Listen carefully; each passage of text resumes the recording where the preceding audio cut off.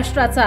नमस्कार, मी गौरी, आपण पाहत आहात संध्या लाईव्ह। भारतीय जनता पक्षाचे वरिष्ठ नेते तथा मध्य प्रदेश सरकारमधील मंत्री कुंवर विजय शाह हे वादाच्या भोवऱ्यात अडकले आहेत।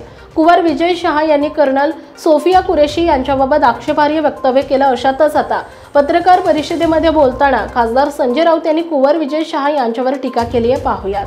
भारतीय जनता पक्षाला किंवा भारतीय जनता पक्षाच्या नेत्यांनी अशा प्रकारची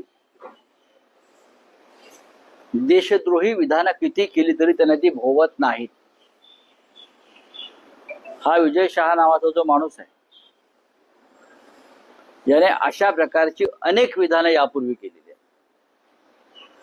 मध्य प्रदेशमध्ये जातीय दंगली घडवणं, हिंदू मुसलमानामध्ये भांडणं लावणं, अशा प्रकारची टोकाची विधानं करणं यासाठी विजय शाह खूप प्रसिद्ध आहे।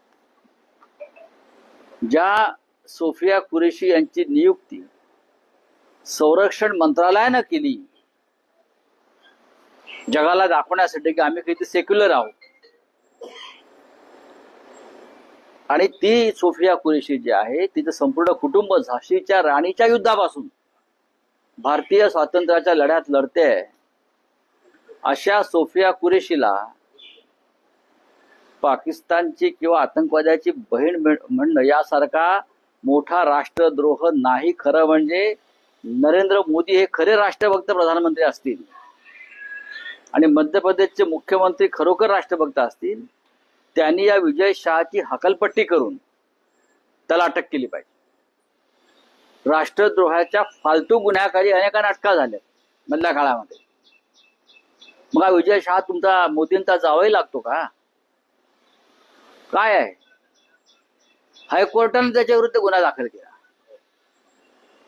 हायकोर्टाने त्याच्या विरुद्ध गुन्हा दाखल करून सुद्धा हा माणूस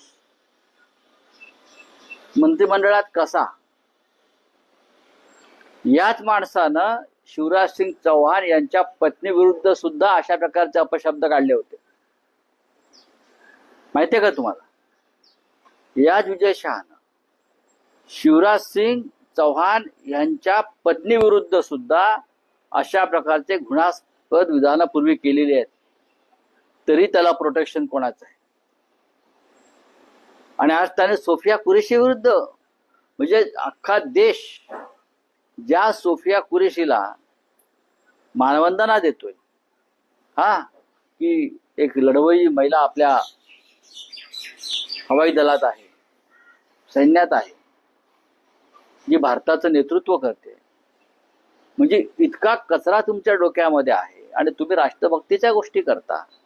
विजय शहाला ताबडतोब बरखास्त केलं पाहिजे, आणि नुसतं बरखास्त नाही, त्याच्यावर गुन्हा दाखल झालाय, त्याला अटक केली पाहिजे, आणि त्याची त्यांच्या पक्षातून सुद्धा हकलपट्टी केली पाहिजे। ही मागणी आम्ही सगळेच करत आहोत, पण भाजपा करणार नाही। भाजपने संपूर्ण देशात तिरंगा यात्रेचं आयोजन केलं आहे। या सगळ्या नाही, कशा करता तिरंगा यात्रा काढण्याचं कारण काय? ताज्या आणि महत्त्वपूर्ण बातम्या पाहण्यासाठी आजच आमच्या संध्या लाईव्ह न्यूज चॅनलला YouTube वर सबस्क्राईब करा आणि बेल आयकॉन प्रेस करा।